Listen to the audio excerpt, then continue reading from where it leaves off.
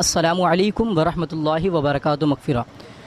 قربانی کا باقاعدہ کب سے آغاز اور اس کی ابتدا کب سے؟ یقیناً ہم اپنے پاک کلام قرآن کریم میں جو واقعات اپنے بزرگوں سے بالخصوص اللہ تبارک و تعالیٰ کی توفیق سے پڑھتے ہیں کہ سب سے پہلی قربانی جناب آدم علیہ نبینا علیہ الصلوۃ والسلام کے جو دو صاحبزادان ہیں،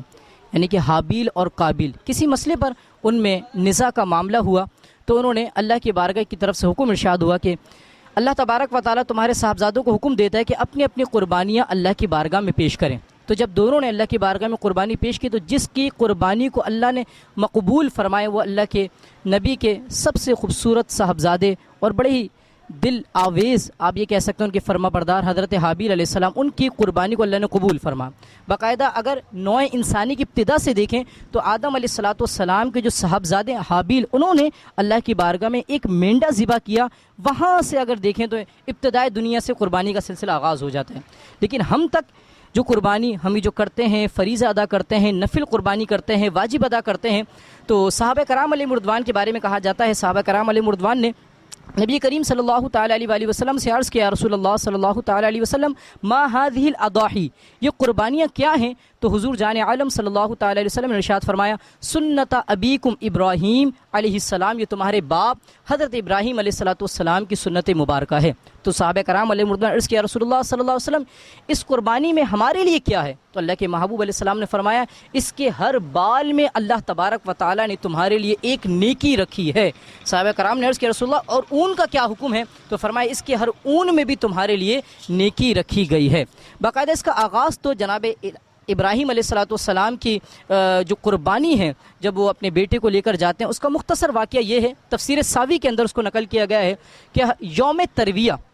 یعنی 8 ذوالحجۃ الحرام کو حضرت ابراہیم علیہ السلام نے خواب دیکھا کہ کوئی ندا دینے والا کہہ رہا ہے کہ آپ اللہ کی بارگاہ میں اپنی عظیم چیز کو پیش کیجئے۔ ابراہیم علیہ السلام جب خواب سے جاگتے ہیں تو فرماتے ہیں، عظیم چیز تو آپ اللہ کی راہ میں 100 اونٹ قربان کر دیتے ہیں۔ پھر دوبارہ جب رات سوتے ہیں دوسرے دن پھر دوبارہ دیکھتے ہیں کوئی ندا دینے والا کہہ رہا ہے کہ آپ اللہ کی بارگاہ میں اپنی عظیم چیز کو قربان کیجئے۔ پھر آپ دوسرے دن جیسے اٹھتے ہو تو پھر آپ 200 اونٹ اللہ کی راہ میں قربان کر دیتے ہیں۔ لیکن جب تیسری رات یہی خواب آتا ہے اور خواب کے اندر آپ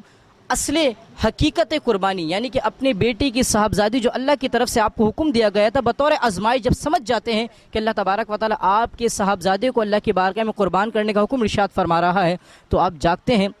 فوراً اپنے کے بچے کی جانب رواں ہوتے ہیں اور اپنے بیٹے کو کہتے ہیں کہ بیٹا اللہ تبارک و تعالیٰ مجھے تمہیں قربان کرنے کا حکم ارشاد فرما رہا ہے۔ بیٹا فوراً اظہار رضامندی ظاہر کرتا ہے۔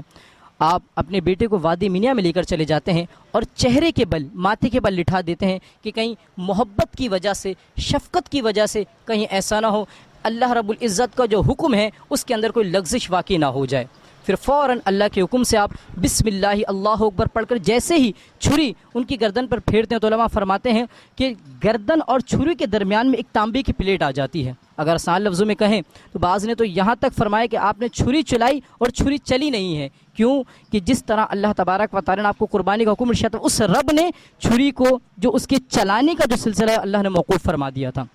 پھر آپ نے پھر دوبارہ جب ذبح کرنے کی کوشش کی تو اللہ تبارک و تعالیٰ نے آپ کے بیٹے کے فدیے کے طور پر ایک جنتی مینڈا عنایت فرمائی، جس کو آپ نے اللہ کی رضا کے لیے اپنے ہاتھ سے قربان کر کر قیامت تک آنے والے مسلمانوں کو یہ درس دیا کہ اللہ کی رضا پر راضی رہیں، اس کے احکامات پر عمل کریں اور خوش دلی کے ساتھ ثواب کی امید رکھتے ہوئے قربانی کریں۔ تو باقاعدہ قربانی کا آغاز ہمیں یہاں سے ملتا ہے، اور یقیناً یہی نہیں، بس اوقات قربانی انسان پر فرض ہوتی ہے یعنی کہ واجب ہوتی ہے، بس اوقات قربانی نفل ہوتی ہے۔ اب انسان کو اپنے اپنے لحاظ سے اپنے اوپر بغور دیکھ لینا چاہیے، آیا میرے پاس اتنا مال اور دولت تو نہیں ہے کہ جس کی وجہ سے قربانی واجب ہو رہی ہو، اور اگر قربانی واجب ہو اور اگر نہ کی گئی تو اللہ کے محبوب علیہ السلام کا یہ فرمان بھی سن لیجئے۔ حضور علیہ السلام نے فرمایا، جس کے پاس استطاعت ہو اور قربانی نہ کرے تو ہماری عیدگاہ کے قریب نہ آئے، یعنی کہ حضور علیہ السلام نے قربانی نہ کرنے والوں پر اظہار ناراضگی کا جو نا سلسلہ ارشاد فرمایا ہے۔